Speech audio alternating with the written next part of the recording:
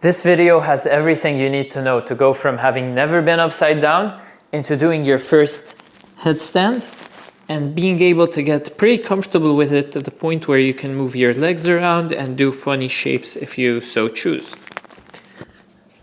Hi, my name is Mazen and I've been doing this for a while. If you go to my Instagram, you can see many testimonials from people who have never been upside down of all shapes, sizes and ages who have learned headstands successfully. So there's no reason you can't do it if you follow along. First, I want you to channel a feeling of strength in your neck. All of the weight is going to be pressing straight from the top down and not on the forehead like some people think. If it's pressing on the forehead, it might cause you to strain your neck a bit. So just channel this feeling of having a straight, tall neck and the weight on the top of your head. We're going to use a wall to begin, and we're going to cover this version of headstand. If you want to work on that one, let me know and we can cover that in a separate video. Okay, so find a wall and have your back to the wall like this. Kneel forward, and it's very important to pay attention to the grip here. So we want to maximize the distance from the head to the elbow along this plane. So notice the distance if I keep my hands wide. Notice that distance. And if I bring my elbows together, notice that distance. So we want to bring the elbows together a little bit more than you think. Now the second thing here we want to pay attention to is notice the distance between the elbow to the crown of my head. If I use this grip, I'll show you with one hand. So the fact that my hand is here is taking away from extra distance I could get if it was here. So instead of having this on the back of your head, you should be having this and you get some extra distance. Now I'm demoing it like this just to show you, but in reality it's more to the back. So we're going to try to minimize the weight on the head at first by being solid with our arms, solid with our elbows, and take some weight here.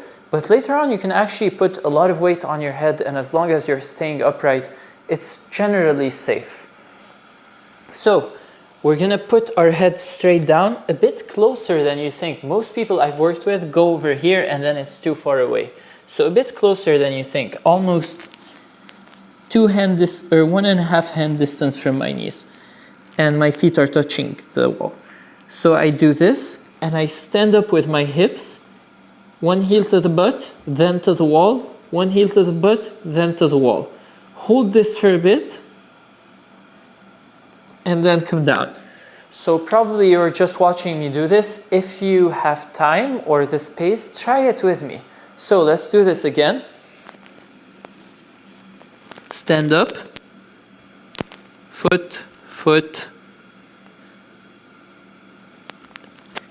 and come down. I'm going to place my microphone here so that it won't keep bumping into my chin. Okay, so we just did that. And if this is very challenging, if you're having sensory overload and you're holding your breath, that's totally cool. Bear with me, keep doing this. I'm going to show the next level, but if you're having a lot of challenge in the level before, repeat the same thing. And next time you follow along to this video, then maybe you can also repeat the same thing, and next time you follow along, then you can progress to the next level. If it seems easy enough, we're going to place the head down like before, foot, foot, and then put the other foot up. Hold, come down, and come down. If you were watching me, now let's do it together. Foot on the wall, other foot on the wall, foot in the sky, hold, and come down.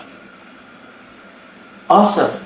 Now the foot that's on the wall is going to start gently pushing against the wall so that our hips travel and become more on top of our head. Notice the difference here.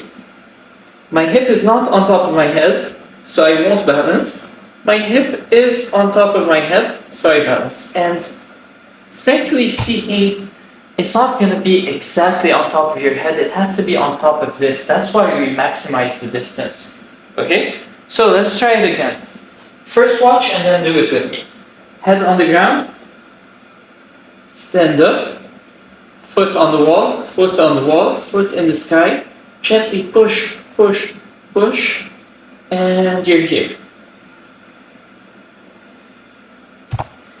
Now, I'm playing it safe. I'm not balancing straight. I'm balancing a little bit this way, so if I fall that way.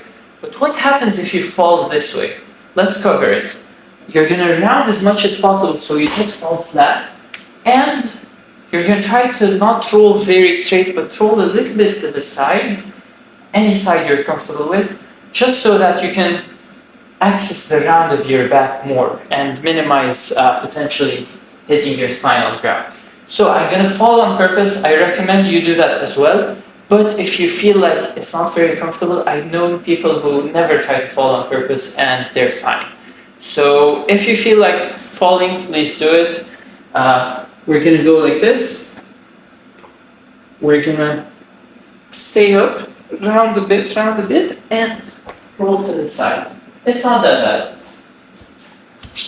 Awesome. Now that we've gotten this out of the way, we're going to try to balance again. So head on the ground, hips up, foot on the wall, foot on the wall, foot in the sky, and shift and balance. Feel the weight on your elbows, feel the weight pushing down your elbows so you can stay a little bit under so you don't fall over. And if you feel comfortable, you can raise both legs. Awesome, awesome. Now, I'm very tempted to show the next progressions, but I think it's a good idea to stop here because this will take a few weeks for beginners. To give you realistic estimates, I've known people who've done it in a week or people who took 7 weeks. But it's rarely it's an hour or 10 minutes. If you did that, let me know in the comments. Okay, so let's wrap up here. Please come back to this video and do it again. And when you don't get any more value out of it anymore, let me know and I'll make a part 2.